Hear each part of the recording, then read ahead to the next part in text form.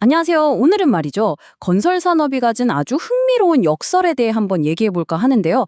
정말 거대하고 중요한 산업인데 왜 유독 이곳에서는 그렇게 좋다는 최첨단 기술들이 결국 쓰이지도 않고 먼지만 뒤집어 쓰게 되는 걸까요? 오늘 그 이유를 속 시원하게 파헤쳐 보겠습니다. 네, 바로 이 질문. 여기서부터 오늘 이야기를 시작해 보려고 합니다. 건설 현장을 완전히 바꿔놓을 것 같았던 그 똑똑한 기술 도구들, 도대체 왜 현장에서는 외면받는 걸까요? 오늘 저와 함께 그 답을 찾아가는 여정을 한번 떠나보시죠.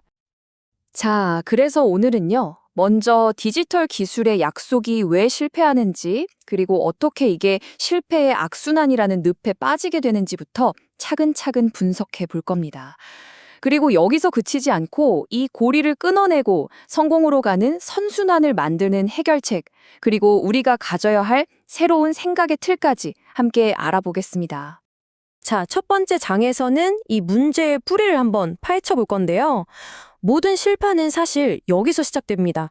바로 기술을 만드는 코드와 그 기술이 실제로 쓰이는 콘크리트 현장 사이에 놓인 너무나도 거대한 간극 말이죠. 바로 이겁니다. 이 슬라이드 한 장이 모든 걸 말해주고 있어요. 진짜 근본적인 문제는요, 개발자들이 생각하는 프로세스와 현장 사용자들이 실제로 필요로 하는 진짜 요구사항 사이에 엄청난 괴리가 있다는 겁니다. 사무실에서는 이게 최고의 해결책이라고 굳게 믿지만 막상 현장에서는 그게 그냥 또 하나의 귀찮은 짐이 되어버리는 거죠. 자, 그럼 이제 많은 조직들이 왜 계속 실패의 늪에 빠지는지 그 반복되는 악순환을 한번 들여다볼게요. 이게 참 이상하죠. 좋은 의도로 시작한 프로젝트가 왜 항상 비슷한 이유로 실패하는 걸까요? 그 과정을 단계별로 한번 따라가 보겠습니다. 이 실패에는요, 놀랍게도 거의 공식 같은 4단계가 있습니다. 1단계, 그냥 겉으로 드러나는 피상적인 니즈를 파악하고요. 2단계, 그걸 바탕으로 현실과는 조금 동떨어진 개발을 합니다. 그리고 3단계, 현장에 딱 배포하고 나면 그때서야 진짜 필요한 것들이 터져 나오기 시작하죠. 결국 4단계, 프로젝트는 실패로 끝나고 맙니다. 자, 그럼 각 단계에서 대체 무슨 일이 벌어지는지 좀 더 자세히 들여다볼까요? 모든 실패는 여기서 시작돼요. 니즈 파악의 함정.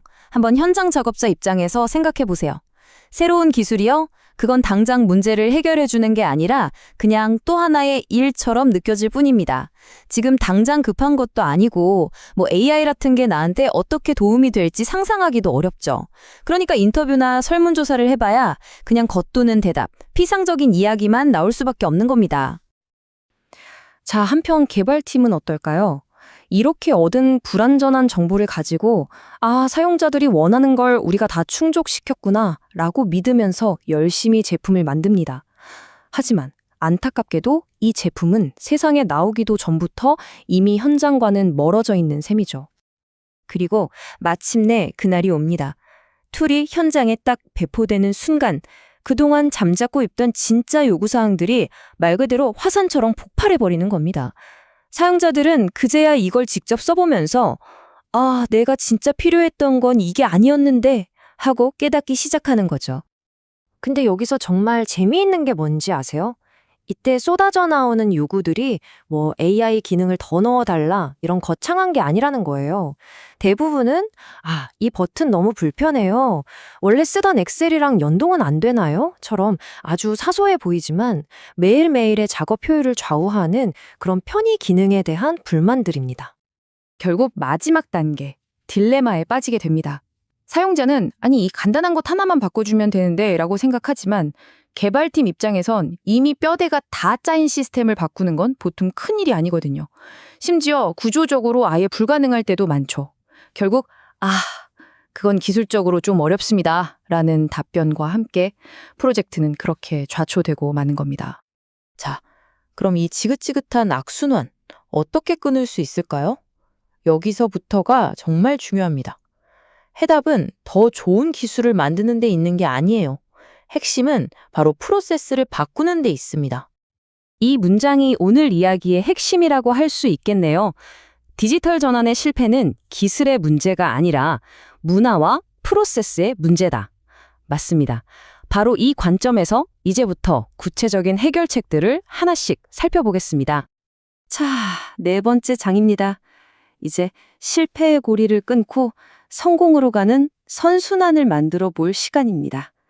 우리가 앞에서 살펴봤던 그 실패의 단계들을 하나씩 어떻게 극복할 수 있는지 그 구체적인 전략들을 알려드릴게요.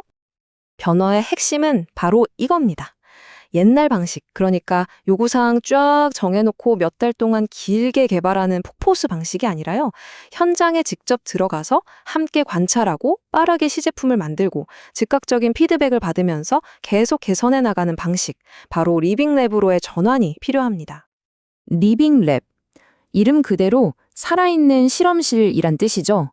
이게 무슨 말이냐면 개발자들이 더 이상 사무실에 앉아 있는 게 아니라 아예 건설 현장으로 출근하는 거예요. 사용자들이랑 같이 밥 먹고 일하는 걸 지켜보면서 진짜 문제가 뭔지 발견하고 그 자리에서 바로 시제품을 만들어서 이건 어떠세요? 하고 보여주는 거죠. 개발의 공간과 방식을 완전히 뒤집는 혁신입니다. 그리고 이 리빙랩이 성공하려면요, 정말 중요한 사람이 한 명 필요합니다. 바로 체인지 챔피언이죠. 현장 사정을 누구보다 잘 알면서도 새로운 기술에 마음이 열려있는 직원을 딱 뽑아서 개발팀과 현장팀 사이를 이어주는 다리 역할을 맡기는 겁니다. 이들이야말로 프로젝트 성공의 열쇠를 쥔 사람들이라고 할 수 있죠. 예산도 당연히 현실적으로 짜야겠죠? 두 가지만 꼭 기억하세요. 첫째, 나중에 기능들을 쉽게 덧붙일 수 있도록 처음부터 시스템을 유연하게 설계해야 합니다. 그리고 둘째, 핵심 기능만 딱 담아서 개발하는 비용 외에 출시 후에 분명히 쏟아질 그 편의 기능들을 개선하기 위한 예산을 반드시 따로 빼둬야 합니다.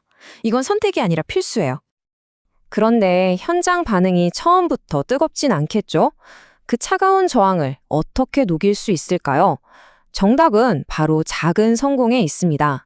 거창한 비전을 보여주기보다 지금 당장 현장에서 가장 힘들어하고 고통받는 문제, 그 페인 포인트 하나를 딱 잡아서 확실하게 해결해 주는 겁니다.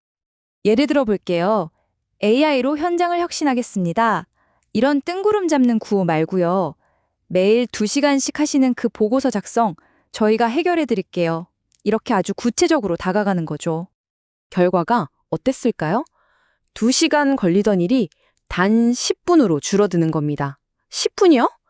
이런 압도적인 경험을 한번 하고 나면 이 기술 진짜 쓸모있네? 라는 인식이 생기고 자연스럽게 다른 동료들도 그거 한번 써볼까? 하고 관심을 갖게 되는 거죠. 자, 이제 마지막 장입니다. 지금까지 말씀드린 모든 해결책을 하나로 꿰뚫는 핵심, 그건 바로 제품을 만든다는 생각에서 파트너십을 맺는다는 생각으로의 근본적인 전환입니다. 오늘 내용 딱 한 장으로 요약하면 바로 이겁니다. 당신을 위해 우리가 완벽한 툴을 만들어 드릴게요가 아니라 우리가 당신과 한 팀이 되어서 함께 이 문제를 해결해 나갑시다 라는 파트너가 되어야 한다는 것. 이것이 바로 성공을 위한 가장 중요한 핵심적인 변화입니다. 마지막으로 여러분께 이 질문을 던지면서 마무리하겠습니다. 지금 여러분은 그저 하나의 툴을 만들고 계신가요? 아니면 사용자와의 끈끈한 파트너십을 만들고 계신가요?